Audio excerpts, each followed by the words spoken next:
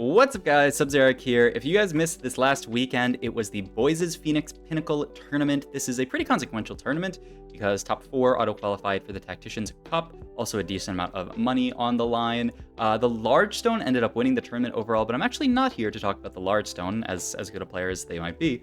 T-Lides went 4th overall in the tournament, and I want to talk about his performance because he was oh so consistent. Day 3, of course, he went 4th, 43 points.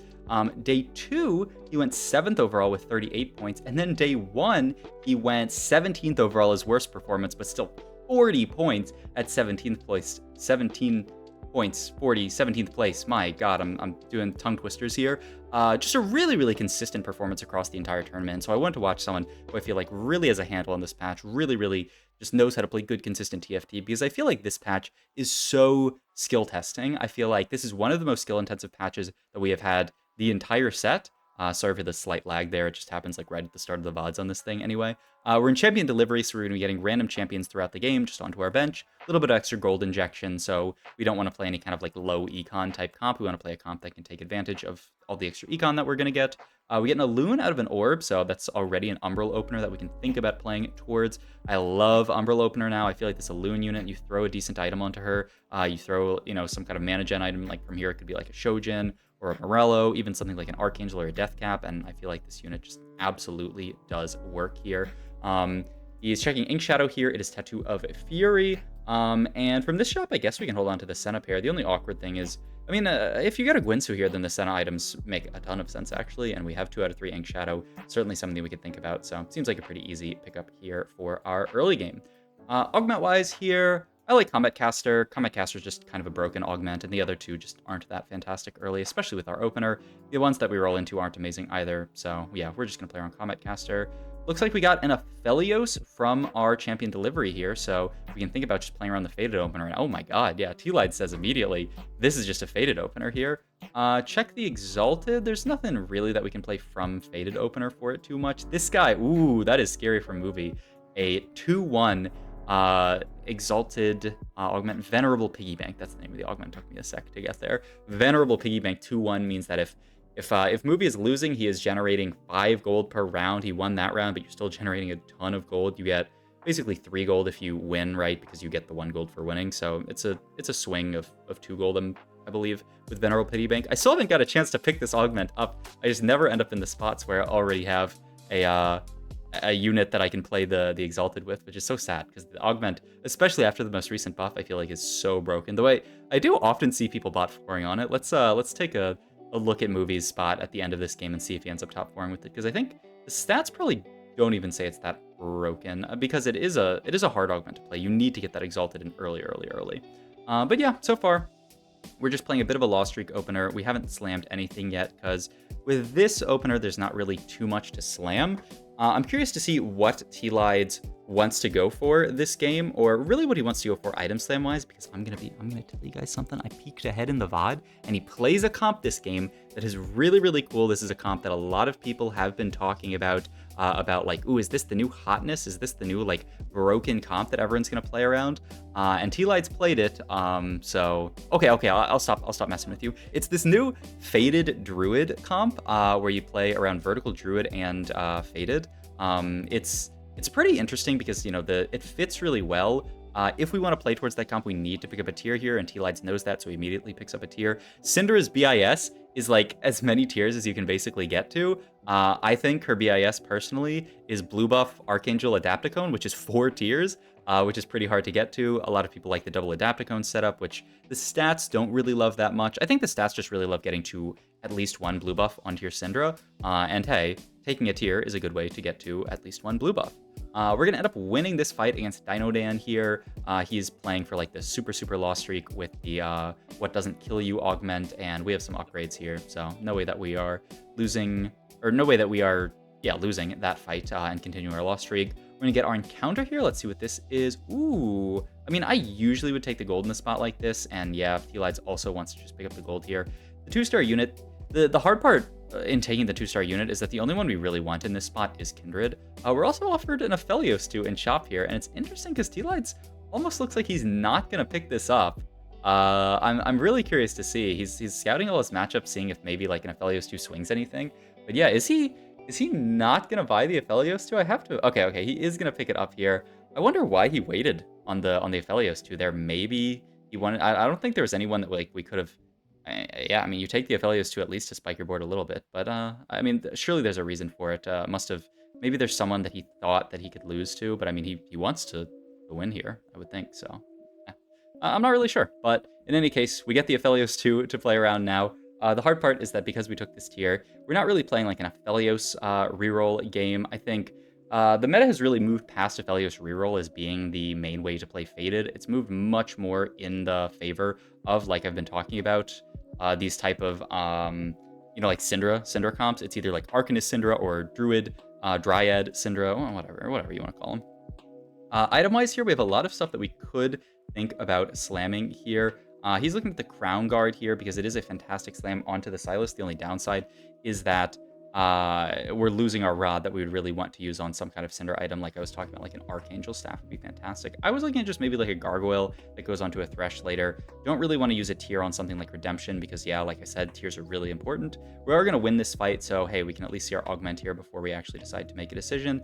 If T-Lides is going to reroll these, looks like this is interesting. He's not going to tailor his board here, and he gets a Challengers, Challengers. That's a blast from the past. A Duelist Augment here. That's interesting. The T-Lides, I wonder why. I think his idea maybe is that he could use a Duelist Augment, but he, like maybe Duelist +1 is still playable from this spot because he hasn't slammed anything. The items are certainly a bit awkward for it, though. Is going to end up making the Adapticone and the Sunfire Cape here.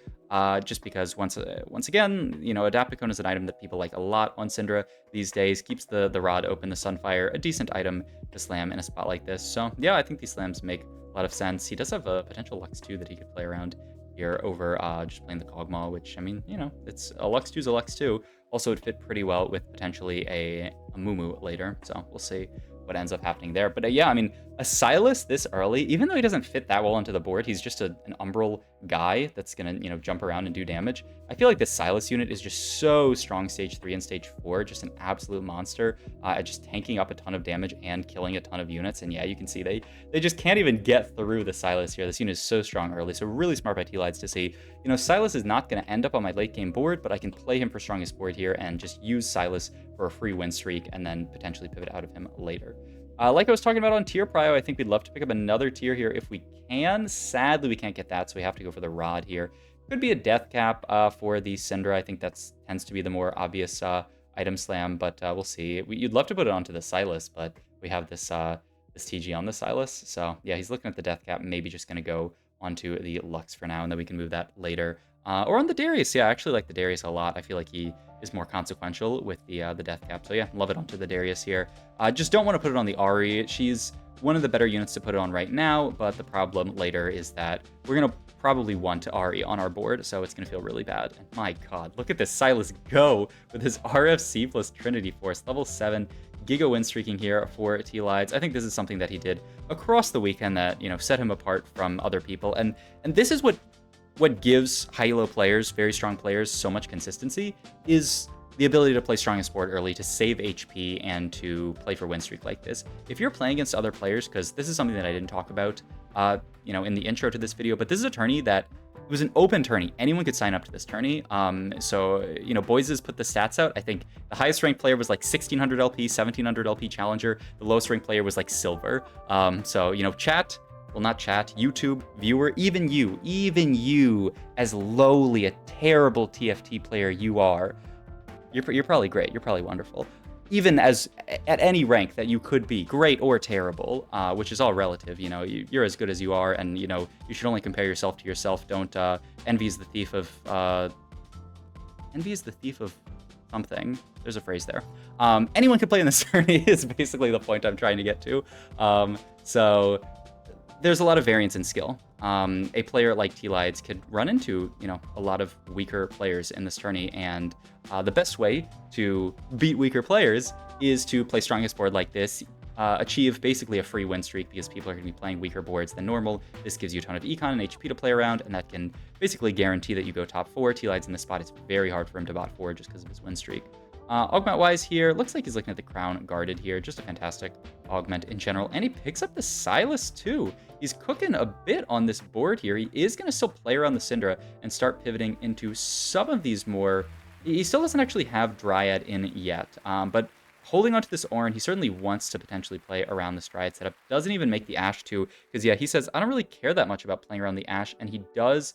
He gets the Gnar in here for literally nothing right now. He wants to get Dryad in, but he doesn't actually have it right now. So you can see in Tealide's head, he really thinks highly of this version of the board, the Dryad version of the board, because he's going out of his way to play it. I'm sure we could have played a stronger board here, potentially even won this fight if we played our best board here. But he wants to play around the Gnar version. He gets a Loon onto his board as well, who is just going to stay because we have the Silas to play around. Going to fit the Kindred onto the board here, just as another faded unit. Rolling down here, we pick up a Lysandra, who's a nice pickup, and there is an Ornn, who is going to be usually the Dryad that we play around. We do also find an Annie, too, here. This is really cool flex play from Tealides. He looks a little bit lost, honestly, because this is a weird spot. This is definitely no, I'm just going to play the cookie cutter board and just do whatever. This is Tealides saying, like, I'm playing what I hit, and I'm hitting a lot of different stuff here. So he even ends up selling the Kindred here, and he, yeah, is just going to play the Annie on this board. What a cool setup. So I'm sorry, guys, that I can't show you the Giga cookie cutter board version of this board this game, but I mean, it's just because Tealides is too much of a beast. That's an Udyr on Carousel. Okay, we can't get that, Sag. But that almost looked super, super juicy. Pick up another belt here. Could be Warmogs if we have to. I don't love this Warmogs item, but it is pretty good in general. And yeah, with so many pairs, Tealides is still... Okay, he rolls once there. I'm curious to see how deep he actually wants to roll in a spot like this, because we have so many pairs in this spot. Look, he's also holding open this Nautilus, like Lilia line, and now he picks up another Lilia, and that is throwing him for a loop, I would say. Like, what do you actually sell here? He's looking at selling Thresh, potentially, because he's not the main tank on this build, but it feels bad to lose the Thresh. If you want to play around Lilia, you can't actually sell the Kog'Maw, so is he going to sell the Thresh? This is such an interesting spot to see Tealides navigate, because it's just so difficult. And oh my god, this is potentially like the worst portal that we could get here, because we've spent all of our gold rolling here, and we don't have that much to show for it, especially when so many people are potentially playing this line here. You might have to start just committing to a certain board here, either one way or the other here, whichever one you're closest to. Oh, and that's pretty cool. Faded Bug's out here, so he doesn't actually know who he's paired with. Okay, he does end up pairing the Syndra and Thresh, which I believe... Actually, he probably wanted to pair with the Ahri here. Syndra Ahri is a pretty standard pairing at this point in the game, and I would say he probably needs the damage more than he needs the tankiness from the Thresh, especially because it's a Thresh 1 who really cares about that. Boom, there's Syndra 2. So at least all of our rolling wasn't completely for nothing. And I would say at this point with Syndra 2, you can probably start selling off some of these other units and saying, okay, I'm going to play this comp. Like the Lilia, yeah, I think you can sell. The Nautilus, yeah, I think you can sell. Hopefully get a little bit more gold here so we can at least make 20. And yeah, we can. He is going to sell the Nautiluses. Just empty bench, empty mind, actually, is kind of the thought process here, because he didn't actually have to sell those for econ. Gets the Ornn in here. What a journey that our board has been on this game. Yeah, I think you do kind of have to still play this Loon here, even though it doesn't really add it adds Umbral to the board, which is kind of nice here. Looking ideally for a Syndra item, but there's not one, so we're going to be forced to take a Bramble Vest onto the Annie here. It's basically the only takeable tank item that we had there, and we're not taking a Death Blade, I think. What are other options like Death Blade and BT? There are a lot of mediocre options there. It's probably that this is the last round that we're going to have the extra XP, so Tealides decides to level here. It's also even on interval, which is pretty crazy, and he's going to play 4 Invoker on this board here. This is such a cool sort of like mishmash of boards. This looks like a Lilia board, but we ended up hitting the Syndra 2, so we're going to play around Syndra. It's a really cool flex setup that I think not many people are playing like this. Picks up an IE here. Is just going to immediately slam it onto the Azir here for strongest board. You know, you could slam it on the Syndra, but he wants something better. He even has the Ornn item here on Syndra this round, so he doesn't feel the need to slam it there. And looks like he is just going to roll it to 0 every round to try to pick up units to actually upgrade this board, get some better stuff in. Only sad point about Dryad this game is we got Dryad in so late, so we weren't able to stack it up. I think, you know, normally when you play this setup, when you're playing this Dryad faded version of the board, you get to 4 Dryad later, and you really want to get a decent amount of stacks early, just so that you get to have this tankiness in the late game. You can stack it up in the late game, but, you know, not getting that many stacks early is going to make our lives a lot harder here. We are level 9, though, with a lot of 5-cost pairs, so if we can pick something up, we'll feel really, really good. That is a blue buff, by the way. If we can pick up that blue buff, our Syndra will be pumping. Yeah, this is near BIS Syndra. Like I said, blue buff Adapticone is like the twofer, like BIS. It's really blue buff Adapticone +1, ideally. Pick up an Orin 2, which is fantastic here. Pick up some more Syndras, but sadly, I would say we're too broke for a Syndra 3. We're going to get the Ari and the Thresh onto the board for a second, but then think better of it because we don't really want to cut this Udyr unit just to get Faded in here. Kind of interesting that we're playing this Faded board with no Faded, but I mean, it's... You can see the idea behind why people like Dryad and Faded, right?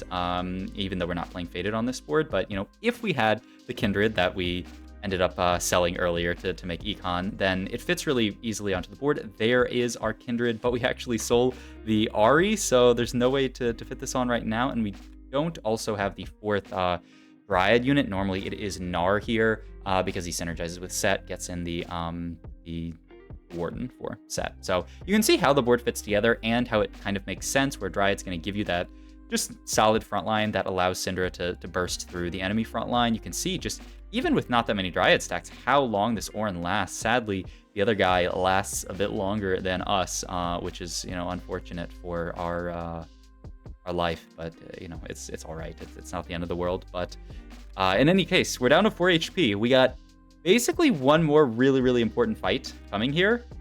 We need to win.